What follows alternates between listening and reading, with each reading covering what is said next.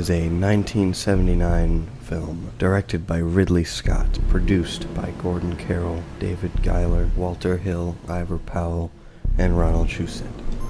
I don't think I was supposed to say the producer. Alien stars Sigourney Weaver as Ellen Ripley. And to be honest, I hadn't seen the film till recently, but it's amazing. I mean, it blew me away. The film is a masterclass on shock and suspense in horror filmmaking, so that's what we'll be looking at today for our quote-unquote Halloween special, which we might have just every year, who knows. Leave a comment saying some horror movies that you might be interested in me looking at. Maybe there's some regular movies as well. I digress.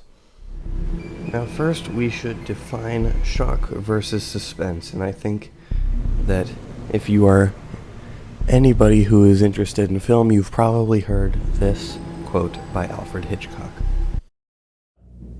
4 people are sitting around a table talking about baseball, whatever you like. 5 minutes of it, very dull. Suddenly, a bomb goes off, blows the people to smithereens. What do the audience have? 10 seconds of shock. Now take the same scene and tell the audience there is a bomb under that table and will go off in 5 minutes. Well, the whole emotion of the audience is totally different because you've given them that information that in 5 minutes' time that bomb will go off. Now the conversation about baseball becomes very vital because they're saying to you, don't be ridiculous, stop talking about baseball, there's a bomb under there. You've got the audience working. So a foot touches the bomb, somebody looks down and says, my God, a bomb. Out of the window, then it goes off. Just in time.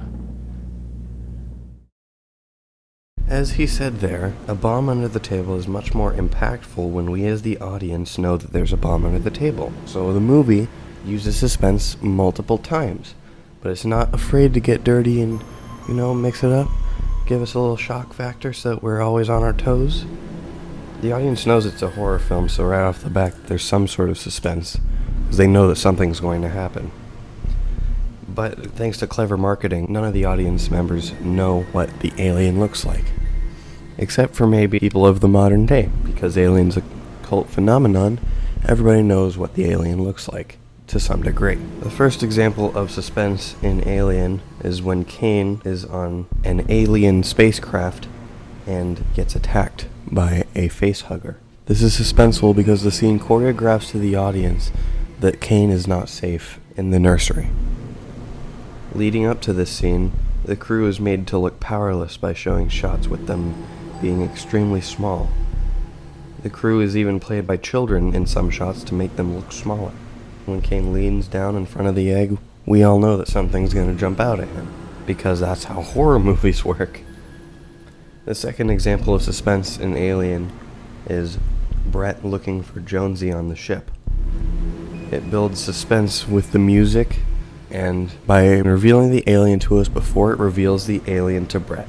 By the time that he realizes it's in the room, it's too late. This scene is also suspenseful because up until this point we haven't seen what the adult alien looks like. And once again we see the same patterns. The alien is framed in the scene to be much larger than Brett to signify that the alien has all the power in the scene. The scene is also underexposed to add extra darkness to the scene and make it not clear as to what the alien completely looks like. Some examples of the movie shaking it up with a shock factor is when Ash is revealed to be an android, and at the end of the movie, when Ripley discovers the alien on her escape pod. I can't even why? Ugh. The scene where Dallas is in the vents is a great mixture between shock and suspense. It prioritizes fear over spectacle in the scene, and all of it up to the last point in the scene, which is 6 minutes long, is just Dallas walking through the vents. The alien is only there for a split second for that shock at the end. and it builds up suspense with the layout and background of the scene. What makes this scene work is that it focuses on the characters and their feelings and emotions rather than focusing on some CGI monster like modern day films, like modern day horror movies. This can be said about the entire movie. The alien is in the film for less than half of the runtime. And once again, we go back to Brett's death. It's the character's reactions. It's that zoom in on the cat. It shows less of the alien. The imagination of the audience goes wild. The alien could be anywhere at this point, and the audience starts to picture what it might look like.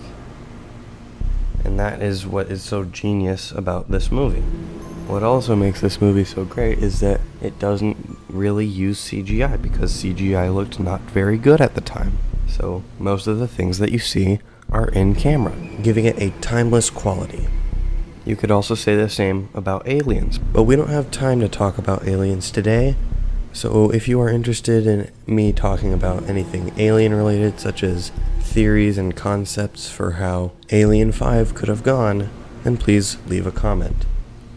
I'm doing monthly videos now, so leave an idea for what my November video should be in the comments below. I'll see you guys later.